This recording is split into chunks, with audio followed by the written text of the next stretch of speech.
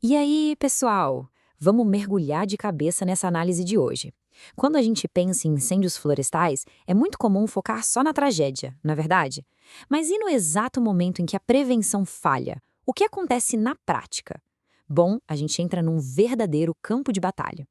Hoje nós vamos cobrir absolutamente todos os aspectos do conteúdo daquele material incrível elaborado pelo professor doutor Alexandre Fransatetti, da Universidade Federal do Paraná.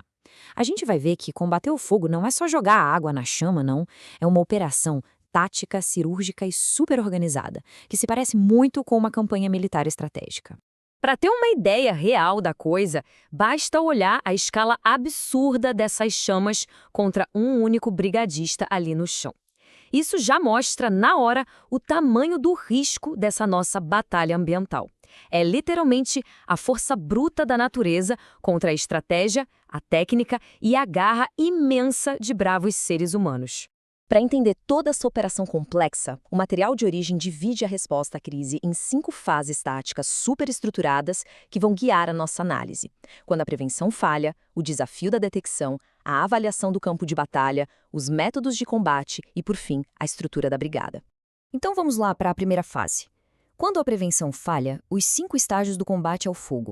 A grande premissa aqui é a seguinte: a operação de combate é sempre, mas sempre mesmo, o último recurso. Ela só entra em cena quando a prevenção primária não dá conta do recado. E para colocar ordem no caos absoluto que é um incêndio selvagem, o plano segue 5 etapas cronológicas bem rígidas. A coisa vai passo a passo, desde a detecção da fumaça e a comunicação, passando pela mobilização e o combate em si, até chegar na avaliação final dos danos. É como uma engrenagem, sabe? Cada passo depende totalmente do anterior para a missão dar certo e manter todo mundo seguro. E esse fluxo de informação e ação funciona de um jeito simplesmente brilhante. É possível notar certinho como a estrutura física, composta pelas torres de observação e as bases, se conecta de forma impecável com as equipes humanas. A informação voa do torrista para os operadores, acionando veículos e equipamentos que, no fim das contas, colocam as equipes de combate lá no terreno. O sistema inteiro precisa rodar em total sincronia. O que nos leva à nossa segunda fase, o desafio da detecção, localizando o inimigo. Descobrir onde o fogo está o mais rápido possível é, sem dúvida alguma, o maior obstáculo de todos. O relógio não está só passando, ele está literalmente queimando a floresta. Por isso, as estratégias para observar a área são super bem pensadas. De um lado, a gente tem as torres fixas que, dependendo do relevo, conseguem monitorar áreas gigantescas, de 8.000 a até incríveis 15.000 hectares. Do outro lado, entram as patrulhas móveis, prontas ali nos caminhões, que conseguem ir lá e checar fisicamente os pontos cegos das torres ou driblar aquela visibilidade horrível causada pela fumaça. E aqui entra uma métrica que é o grande X da questão. 15 minutos. O objetivo primário e absoluto é conseguir detectar um foco de incêndio e avisar a brigada nesse tempo máximo de 15 minutos.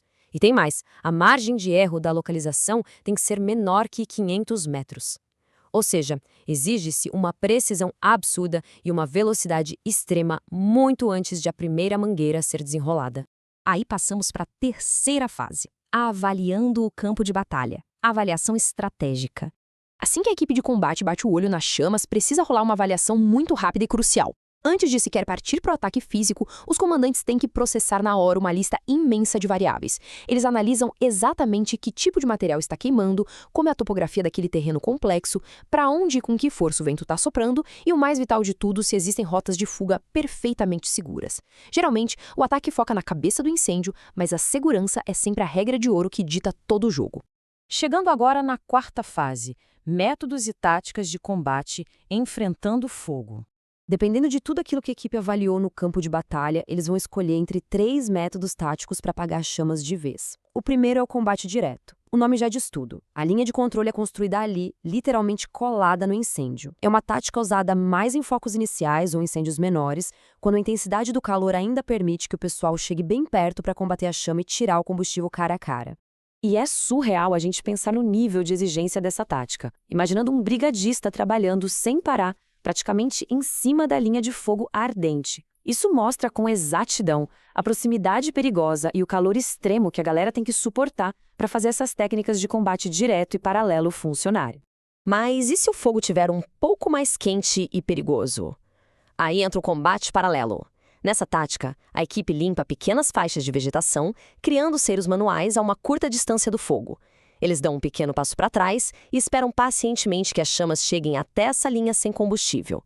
Quando o fogo bate ali, a intensidade cai absurdamente, e é nessa hora que a equipe avança com segurança para o ataque final. Agora, para aqueles infernos massivos, enormes e que não dá nem para chegar perto, a única saída é o combate indireto. As equipes precisam recuar severamente e montar as linhas de controle a uma distância super segura. Muitas vezes o pessoal usa obstáculos naturais gigantes a favor, tipo rios mais largos ou até estradas. A gente vê inclusive o uso de fogo contra fogo, queimando a vegetação de propósito na frente do incêndio para aumentar a área do acero e matar chamas de fome por falta de combustível. Por último, a quinta seção, a estrutura da brigada, o elemento humano. Pessoal, absolutamente nada disso que a gente viu até agora funcionaria sem uma equipe humana inquebrável e super disciplinada. A estrutura costuma ser dividida em esquadrões de 6 a 10 pessoas altamente treinadas. E no topo dessa hierarquia, lá no terreno, nós temos o chefe de brigada. Essa é a figura com a responsabilidade máxima de toda a operação. É quem orquestra o campo de batalha, distribui os recursos, traça a estratégia maior e, o mais importante, garante que todo mundo que foi mandado para o desastre volte são e salvo. E o peso imenso de estar no comando exige muito. Esse equipamento de proteção individual todo pesado lembra muito bem que é preciso ter uma resiliência e um foco mental gigantescos para quem assume a liderança e a responsabilidade ali, na vanguarda de uma zona de perigo extremo. Logo abaixo do chefe de brigada, nós temos o chefe de equipe. É esse profissional incansável que gerencia todo o esforço no nível do solo. É papel dele checar o tempo todo se os equipamentos estão funcionando bem, as condições do pessoal e, claro, é ele quem aponta o dedo e diz exatamente onde e como aquelas linhas de controle difíceis devem ser escavadas na terra. E, finalmente, sustentando toda essa engenharia de crise nas costas, estão os formidáveis brigadistas. Eles formam a espinha dorsal e o coração pulsante da operação inteira.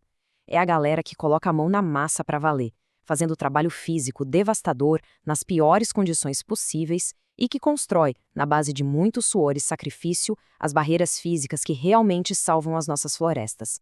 Então, para fechar essa nossa análise, depois de entender o tamanho desse esforço humano, logístico e tático insano, o gasto absurdo de energia e o risco de vida que essas brigadas heróicas enfrentam todos os dias, a gente tem que parar e refletir sobre o nosso futuro.